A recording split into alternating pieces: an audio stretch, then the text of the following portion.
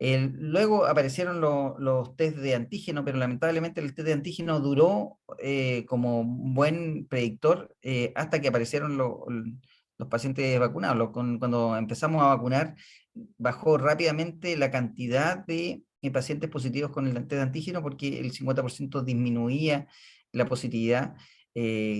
Porque disminuye la carga viral y eso también es señal de que la vacunación genera un efecto importante en la carga viral que va a tener el paciente, por lo tanto la sintomatología es cada vez menor. ¿Ya? Y eso también explica por qué cuadros familiares importantes evolucionaban mal. Y habían familias que incluso varios fallecieron en una misma casa. Y también la cantidad de pacientes que fallecieron los adultos mayores en pareja era también significativo. Ya. Nos vamos a saltar esto, es parte de lo mismo. En cuanto a las secuelas pulmonares, muchos de ellos están, un tercio aproximadamente de los que generaron un cuadro respiratorio severo, quedaron con algún grado de fibrosis, y eso está demostrado por la anatomía patológica también, pero por el seguimiento con el escáner. Esto dado principalmente por toda la liberación de mediadores químicos inflamatorios en el pulmón y eso lleva principalmente a la fibrosis de los, del pulmón en general, del intersticio pulmonar. Como bueno, lo mismo que habíamos conversado, me van a disculpar, pero tengo que hablar de dos patologías más. Entonces, bueno, lo más importante en esto es que a medida que ha avanzado la vacunación, muchos de los cuadros se han ido disminuyendo en su gravedad y actualmente la cantidad de pacientes que requieren ventilación mecánica y que evolucionan en forma tórpida son cada vez menos y sobre todo son aquellos pacientes que no completaron su esquema de vacunación completo o que fracasaron lisa y llanamente a los esquemas de vacunación.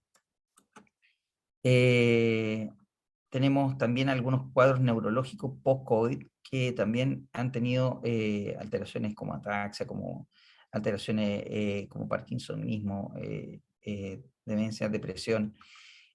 Muchos pacientes también de estos son pacientes que tuvieron un cuadro infeccioso severo que llegó a ventilación mecánica, estuvieron un largo tiempo en ventilación mecánica. Por lo tanto, es difícil diferenciarlo en lo que puede ser un cuadro que es de post de un paciente crítico, una neuropatía de paciente crítico.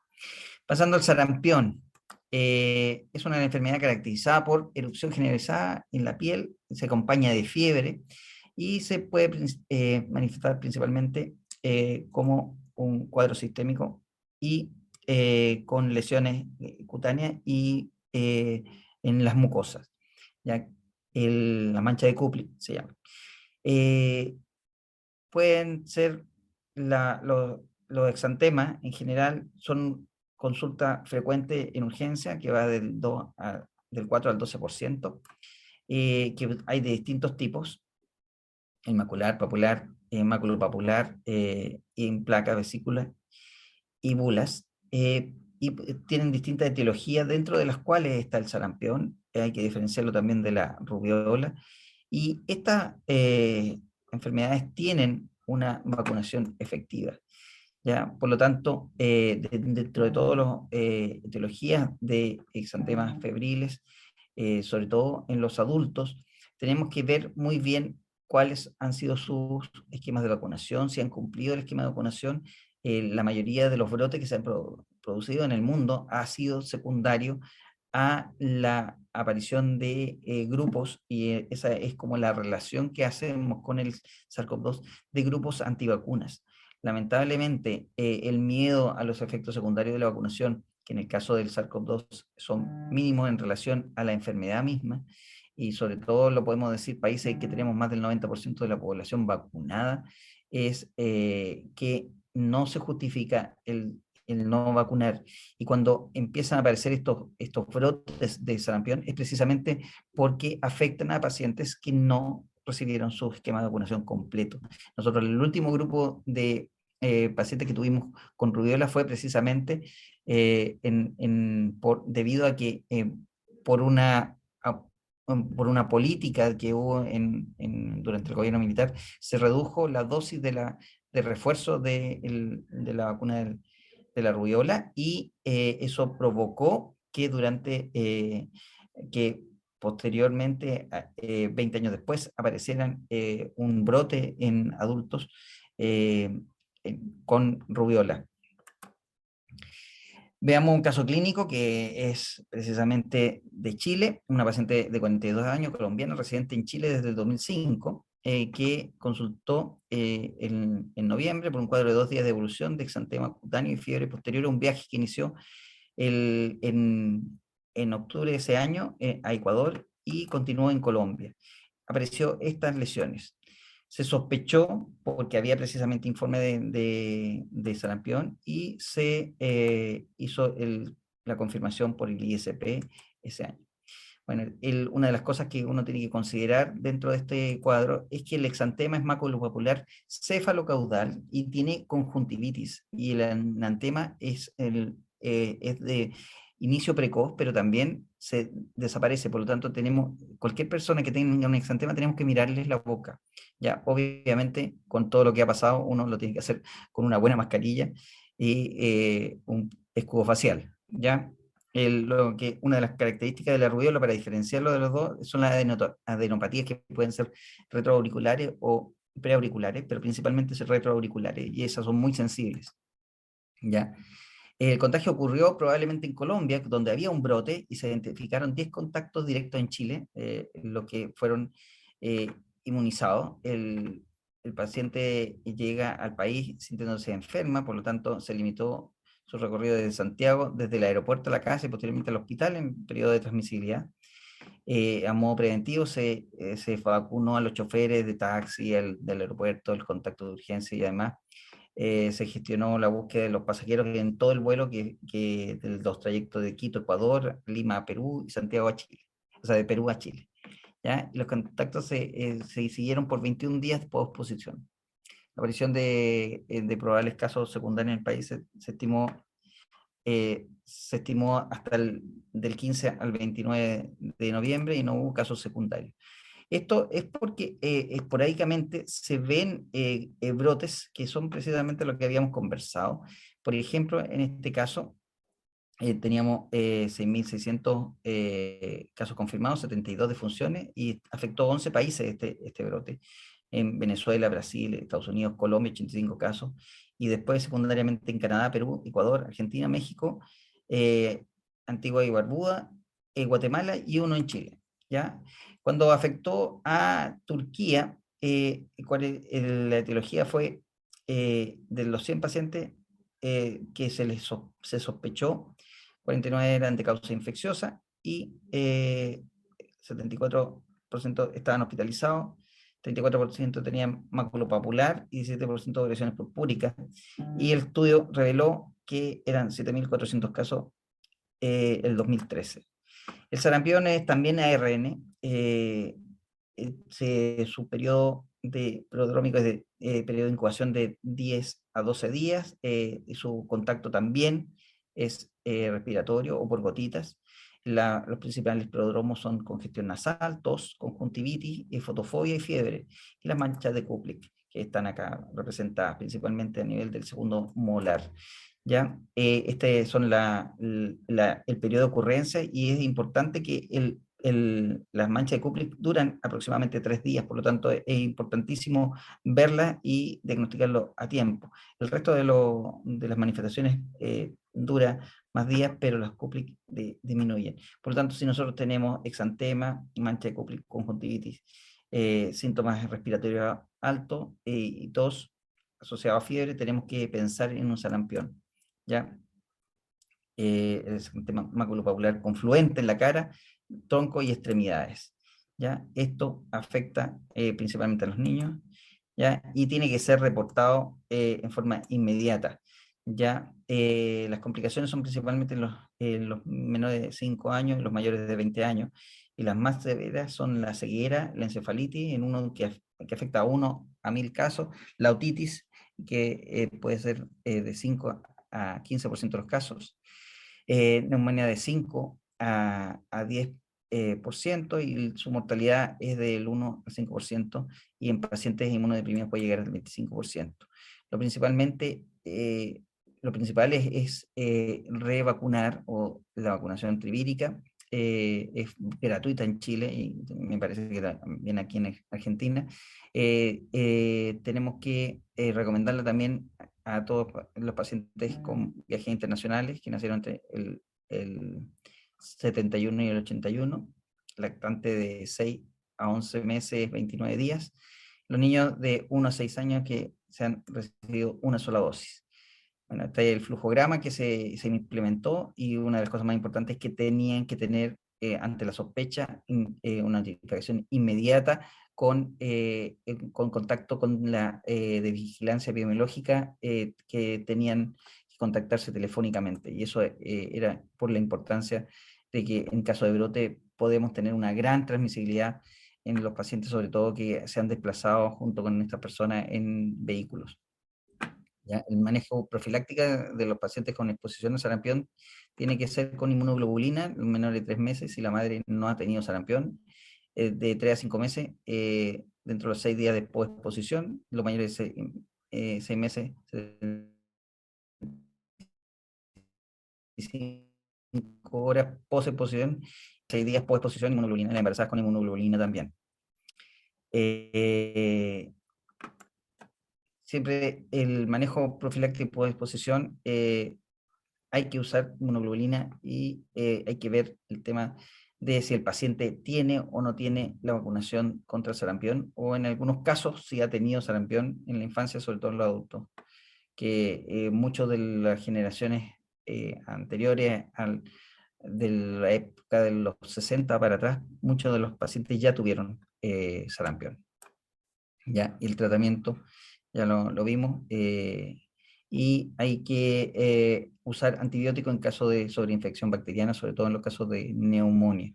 ¿Ya? Están dadas las dosis de la inmunoglobulina, y se puede administrar también en aquellos pacientes con déficit de vitamina A. Finalmente, la viruela del mono, que vamos a tener que hablar un poquito, pero me gustaría que esto es importante porque la viruela del mono no es algo reciente, tiene un nexo con una viruela que ya fue identificada anteriormente en África, pero no es hasta mayo en que se notifican 4 casos en los United Kingdom, que son pacientes que viajaron a una área endémica y se les hizo el vínculo epidemiológico. Lo que pasa es que después hubo un brote en múltiples países, pero había un nexo que era que ellos participaron en estas fiestas de parade. Y no necesariamente tenían contacto sexual, pero sí muchos usaban poca ropa, mucho contacto de piel a piel, y eso hizo que esto se expandiera rápidamente, y siempre ha tenido asociación con este tipo de eventos. La vez anterior, cuando hice la clase anterior, yo estaba en Canadá, me parece, y fue en ese, también iba a haber un parade, y empezaron a vacunar a todos los pacientes que tenían, hombres que tenían sexo con hombres. El tema es que uno tenía que declarar que tenía sexo con hombres, así que yo no me vacuné. Bueno, en caso de, los casos fueron rápidamente expandidos, y en estos momentos tenemos una alta prevalencia de estos pacientes, y la mayoría están en una época o edad de que tienen una alta actividad sexual, ¿ya? Y esto no se condice con lo que pasó anteriormente, o sea, en cuanto a los casos endémicos, que si bien esto uno lo conoce, que hubo cuadros de contagio y de endemia en África, se generó la vacuna en esa época, pero no se vacunó mucho a la población y eso es lo que se critica mucho y yo vi las manifestaciones precisamente en Canadá, porque la CDC tenía tenían la OMS y la CDC, tenían la vacuna, pero no la usaron en África. Y no fue hasta que apareció estos cuadros precisamente en Europa que empezó a hacer noticia y lamentablemente ya es una enfermedad que se está transmitiendo en todo el mundo. ¿Ya? Y ha tenido una evolución explosiva, ¿ya? Y principalmente porque, pese a que es una enfermedad que se puede transmitir por el consumo de mono, ya sea con estos cuadros, con estos platos que son delicatessen, sesos de mono y cosas que son exóticos, o contacto con animales que puedan transmitirlo, incluyendo algunos ratones. La verdad de las cosas es que la principal manera de transmisión es los hombres que tienen sexo con hombres. De hecho, en New England, cuando se hizo el detalle, no había ninguna mujer. Las únicas mujeres eran trans. Por lo tanto, esto, si bien tenemos el reservorio en mamíferos pequeños como ratones, ardillas, tiriones, en estos momentos nuestro foco de atención tiene que ser los grupos de riesgo. Y dentro de esos grupos de riesgo hay muchos pacientes que tienen VIH también. Por eso es un tema que se está tocando constantemente en estas reuniones que estamos asistiendo. ¿Ya? ¿Y cuál es el mecanismo de transmisión? Es el contacto directo. Eh, que puede ser con animales infectados o de persona a persona por gotitas, pero no es tan transmisible como las otras dos que requiere un aerosol y eso se contagia, sino que bastaría una mascarilla y el problema es que cuando se generan las costras, esas costras sí pueden ser transmisibles. O sea, ahí sí el contacto con los fomites puede generar una transmisión mayor que lo que podía transmitir el SARS-CoV-2. Por lo tanto, ustedes se imaginan cómo es el tema de los pacientes que están hospitalizados, el manejo de la ropa de cama, de toda la habitación, por el contacto o que estas lesiones costrosas o estas secreciones pudiesen contaminar a otra persona porque va a generar una entrada en la piel y esa puede ser el punto de partida de un brote. Por tanto, nosotros como trabajadores de la salud probablemente vamos a tener que ser vacunados en un tiempo eh, cercano, porque si esto sigue aumentando, vamos a ser posiblemente personas que vamos a estar en riesgo. ¿Ya? Eh, Lamentablemente, la mayoría de los pacientes tienen lesiones en región perianal, en la región genital, por lo tanto, es una enfermedad que tiene un comportamiento de transmisión sexual, pero como les vuelvo a repetir, no es exclusivo de la transmisión sexual. El periodo de incubación va de 6 a 16 días pero puede variar hasta 21 días. Por lo tanto, antes de 21 días no podemos darnos por descartado que lo tenga. Lo que sí complica un poco es que hasta que no se cae la costra, la última costra, y está totalmente cubierto por epitelio, siguen transmitiendo. ¿Ya? Por lo tanto, tenemos que tener cuidado con lo que puede ser el tema. La mejor manera de evitarlo es la vacunación y nosotros tenemos en Chile historia importante de vacunación pero la última vacunación de la viruela, que tendría una protección aproximadamente del 85% con respecto a la viruela símica, fue hecha en los años 70. Por lo tanto, la mayoría de la población sexualmente activa no tiene protección de vacuna. Eh, entonces, tenemos que considerar en países endémicos no vacunados, 7,5% de la enfermedad es leve, menos de 25 lesiones. El 19% tiene una incapacidad de la actividad física, entre 25 a 99 lesiones, y el 75% tiene una incapacidad total mayores de 100 lesiones.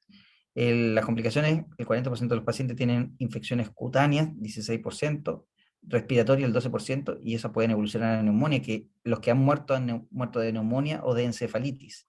Ya pueden tener gastroenteritis, queratitis en 3,8. La mortalidad global, pero está dada principalmente en niños, en zonas endémicas, eh, y son pues, niños no vacunados, y puede llegar incluso hasta el 15%. En países no endémicos, eh, se vio un brote en el 2003 en Estados Unidos, y la mortalidad fue del 8%, principalmente por encefalopatía, disfagia y compromiso de la vía aérea por linfagitis. No se documentó transmisión de persona a persona. Y del brote original de el United Kingdom, no había mortalidad, pero ya sabemos que ha habido mortalidad incluso en Brasil en algunos casos. Ya la enfermedad es autolimitada de 2 a 3 semanas, fiebre, cefalea, linfadenopatía, que pueden ser incluso visibles, cervicales o sublinguales, dolor lumbar. No me pregunto por qué dolor lumbar, pero sí hay dolor lumbar, es como un lumbago.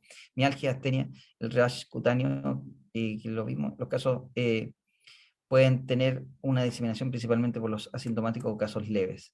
Ya, acá están los porcentajes de las distintas manifestaciones, el prurito, dolor de cabeza, fiebre y rash, casi todos tienen rash, ¿ya? Una de las cosas que no está muy conocida y que es necesario que lo sepan, que hay muchos que tienen dolor, úlceras orales, y tienen faringitis, eso principalmente por sexo oral, ¿ya? Ya dije lo de las costras.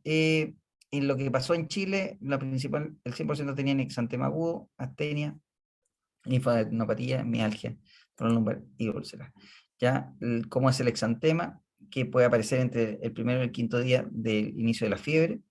Eh, la- eh, es generalmente centrífugo, primero la cara y se extiende al tronco de las extremidades, compromete la palma y la planta de los pies, ¿ya? Y pasan de mácula, pápula, vesícula, pústula y costra, y una de las cosas que es importante, que la costra siempre es central, por lo tanto tienen una depresión central, ¿ya? Y la mayoría están en la cara, en la palma y en las regiones genitales, casi todos los pacientes, y eso fue una de las razones por las que se combinó a que era mucho de sexo transmisible por esa vía, era precisamente por la aparición a nivel genital. Estas son las lesiones y casi todas tienen una costra o una depresión central, como en este caso. Acá tenemos, fíjense que la costra en la zona central, ya vamos terminando, y los pacientes que consultan en las unidades de control de salud sexual, que es el UNACES, siempre le llegan, y el último que nos llegó, nosotros pensaban que era el molusco contagioso, llegó aquí,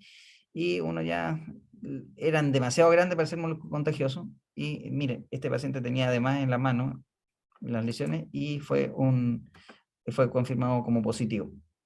Ya, las complicaciones, la encefalitis, la neumonía, la queratitis con pérdida de visión, y la proctitis, que es una de las cosas que también ha dado harto. Así que hay tratamiento, pero lamentablemente no está aprobado, tiene algún uso compasivo, sobre todo en los pacientes que evolucionan grave, pero la mayoría son autolimitados. El problema es cómo los vamos a aislar, ese es el problema. Otros medicamentos que se han usado en otros poxovirus no están claramente autorizados. Por lo tanto, puede ser en casos graves si nosotros no disponemos de Cidofovir, pero estaban pensando en importarlo.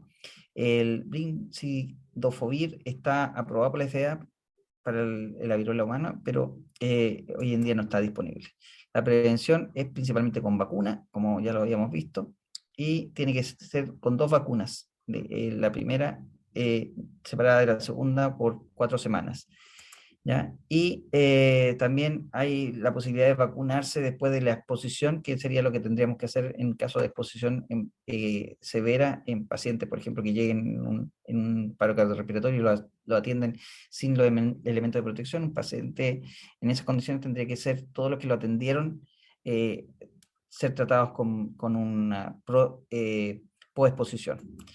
Bueno, muchas gracias, disculpen lo prolongado, pero eran temas que eran un poquito más extensos de lo habitual y eran hartas diapositivas. Así que muchas gracias nuevamente por la invitación y estoy abierto a las preguntas. Francisco.